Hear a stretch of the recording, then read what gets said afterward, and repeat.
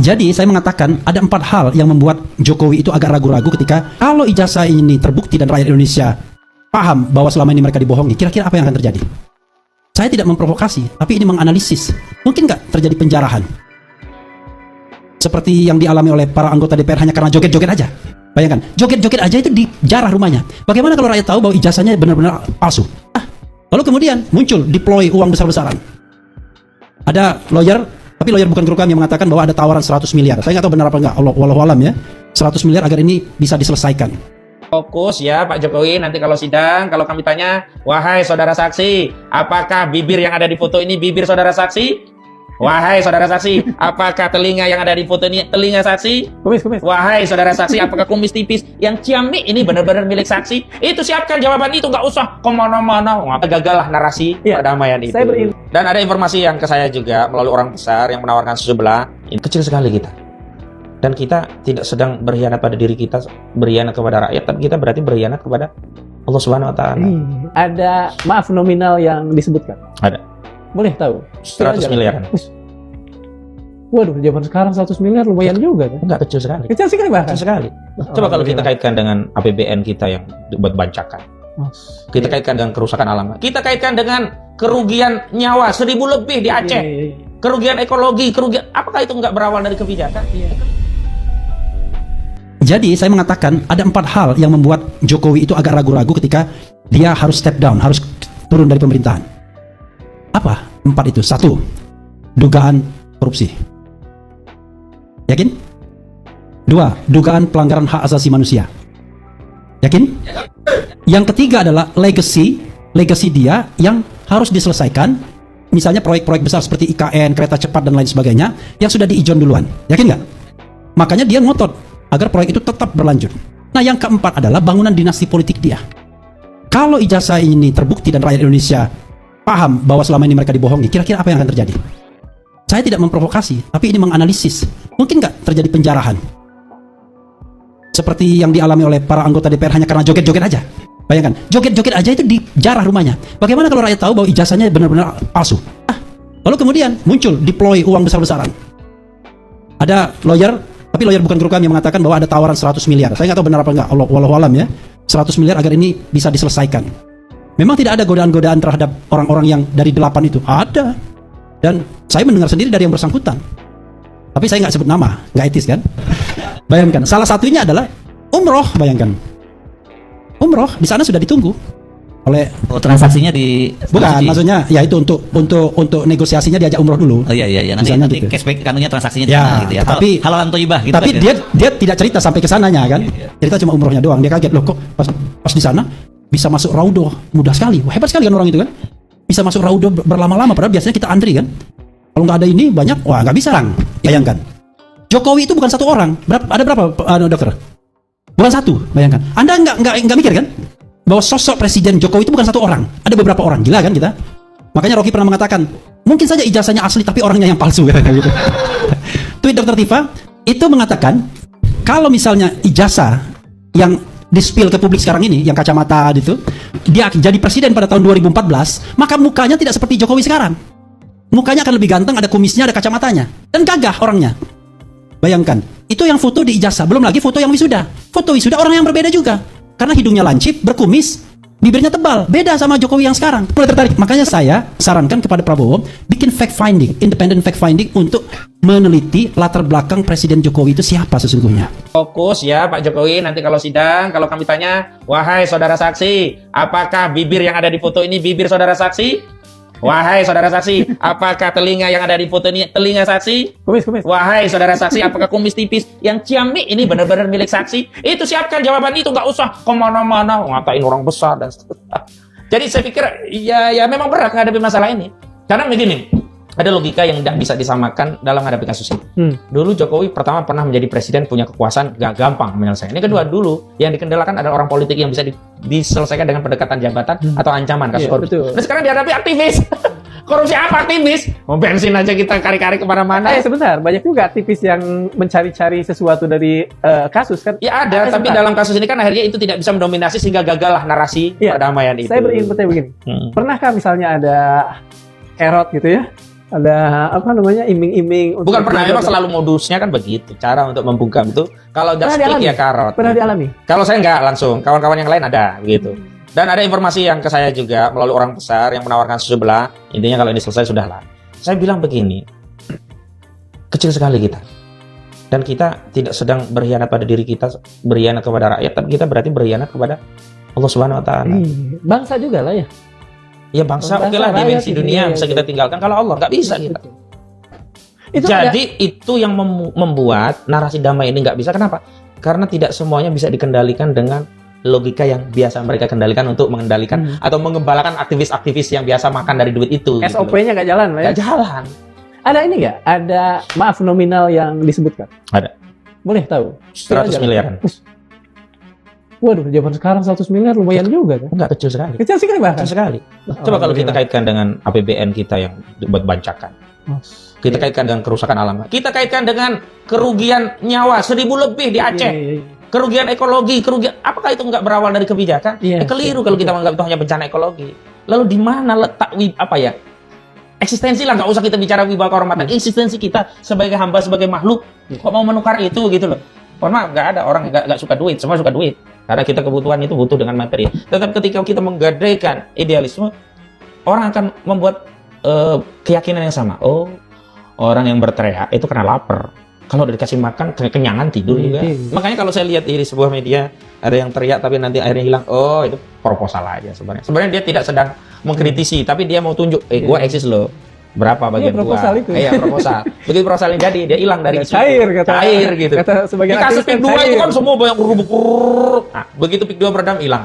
Oh, sampai ada satu diskusi yang menurut saya sangat terngiang-ngiang di benak saya dengan Khalid Miqdar. Bahasa dia begini. Iya, Mas Aldi. Ustadz, dia manggil saya kan Ustadz.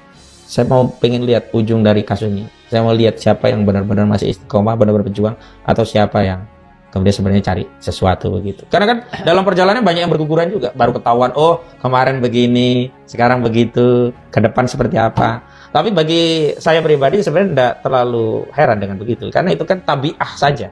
Tinggal kita mau mengambil sikap seperti apa. Sebuah analisa yang sangat menarik dari Refli Harun, kuasa hukum Roy Suryo ini ya. Kita sudah menonton videonya. Dan analisa-analisa tersebut jika kita terima dengan akal sehat, memang ya ada benarnya juga. Kenapa hingga saat ini Pak Jokowi tidak mau menunjukkan ijazahnya? Ya, bukan memprovokasi, kata Refli Harun tadi ya, mengatakan bukan memprovokasi. Jika memang benar terbukti ya ijazah Pak Jokowi itu palsu, ya bisa saja terjadi seperti apa yang dipaparkan oleh Refli Harun tadi ya. Refli Harun paparannya sungguh sangat tentunya membuat cerdas kita juga. Jika kita terima dengan akal sehat, kenapa sebenarnya Pak Jokowi hingga saat ini tidak mau menunjukkan ijazahnya? Jadi alasan-alasan kenapa Pak Jokowi tidak menunjukkan ijazahnya hingga saat ini, apakah memang takut sebenarnya terbongkar? Dan jika terbongkar bisa saja terjadi apa yang dipaparkan oleh Refli Harun ya, seperti tadi ya, terbongkar semua jadinya tentang hal-hal yang dugaan-dugaan korupsi ya, terus dinasti dan lain-lain ya.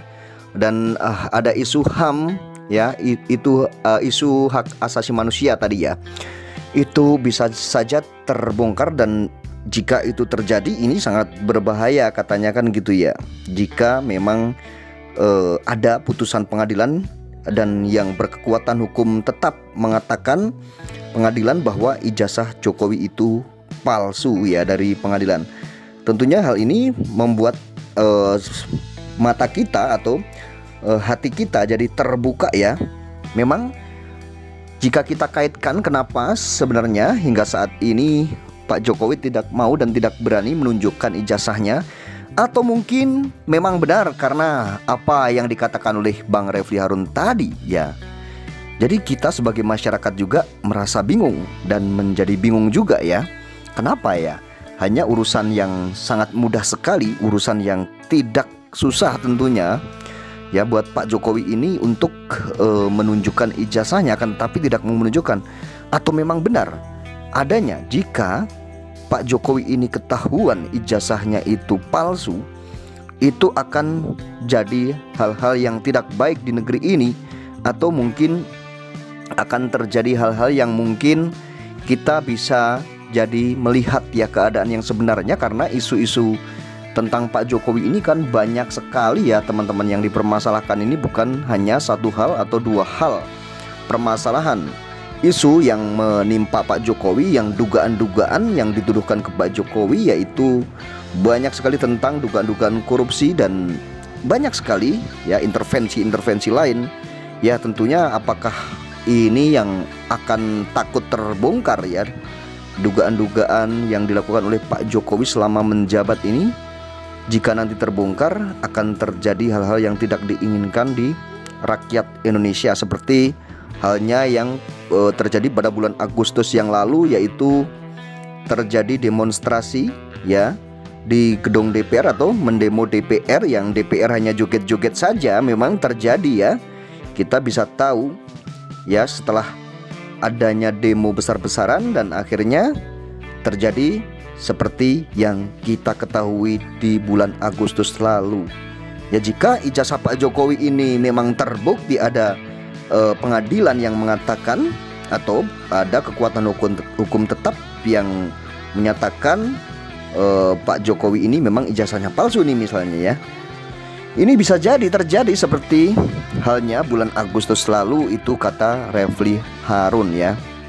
Ini sebenarnya masalah ini kenapa tidak selesai-selesai, dan kita juga jenuh untuk menunggu dan ingin tahu endingnya itu, memang pengen tahu seperti apa ya.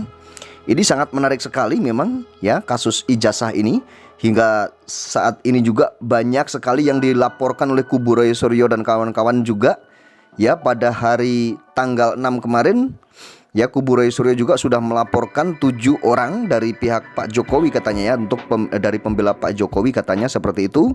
Dan tadi pers rilisnya dan menggelar konferensi pers ya dari kubu Roy Suryo, ada 7 yang sudah dilaporkan dan beritanya, laporannya sudah diterima oleh Polda Metro Jaya ya. Jadi ini masalah ijazah ini jadi kemana-mana dan sangat menarik, dan tentunya kalau saya sendiri yang melihat ini kayaknya tidak akan ada berhenti-berhentinya. Walaupun misalnya Roy Suryo sudah ditahan misalnya atau sudah jadi terpidana pun, ini tidak akan berhenti-berhenti, karena memang ini sangat luar biasa sekali. Di kasus ijazah ini sangat luar biasa sekali menariknya, dan tentunya bukan isu ijazah saja sebenarnya yang digoreng oleh kubu Roy Suryo ini ya, bukan hanya isu ijazah palsu saja, akan tetapi ada beberapa isu-isu ya tentunya ya. Kalau cuma ijazah palsu ya tentunya tidak akan sejauh ini ya. Tentunya ini bukan karena ijazah saja. Ini mungkin memang ada agenda-agenda besar dari kubu Roy Suryo ini untuk membuka ya tabir. Sebenarnya bukan hanya masalah ijazah, akan tetapi banyak sekali tabir-tabir yang akan dibuka oleh Roy Suryo ini ya, dari beberapa hal yang tentunya saat Jokowi menjabat sebagai presiden ini mungkin ada beberapa hal yang ingin dibuka dan ingin dikemukakan ke masyarakat, dan ingin diperlihatkan ke masyarakat sebenarnya ini loh perlakuan Pak Jokowi atau kelakuan Pak Jokowi, perilaku Pak Jokowi saat menjabat sebagai presiden. Tentunya mungkin agendanya seperti itu, bukan hanya ijazah.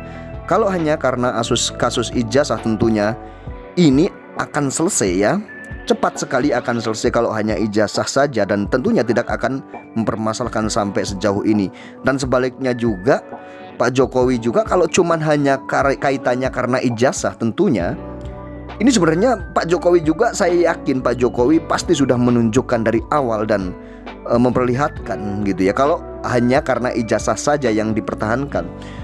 Ini mungkin ada hal-hal yang tentunya takut kebuka atau apa di Pak Jokowi atau gimana, kita juga tidak tahu ya. Ini kita masih simpang siur beritanya, dan tentunya kita semua pengen masalah ini terang benderang. Sebenarnya ada masalah apa di Republik ini selama Pak Jokowi menjabat hingga seperti ini, hingga saat ini. Kalau hanya masalah ijazah, saya yakin Pak Jokowi itu mau dihina bagaimanapun, dicaci bagaimanapun, tentunya Pak Jokowi juga akan diam ya. Akan tetapi ini mungkin ada beberapa hal, bukan hanya ijazah saja yang dipertahankan. Mungkin ada beberapa hal atau reputasi atau hal yang tentunya lebih penting, tentunya lebih sangat krusial dan mungkin takut kebongkar atau gimana ya. Makanya ini jadi pertanyaan masyarakat. Jadi asumsi-asumsi masyarakat ini saat ini benar-benar semakin meluas, berpikir bahwa Pak Jokowi ini jangan-jangan memang ijazahnya palsu.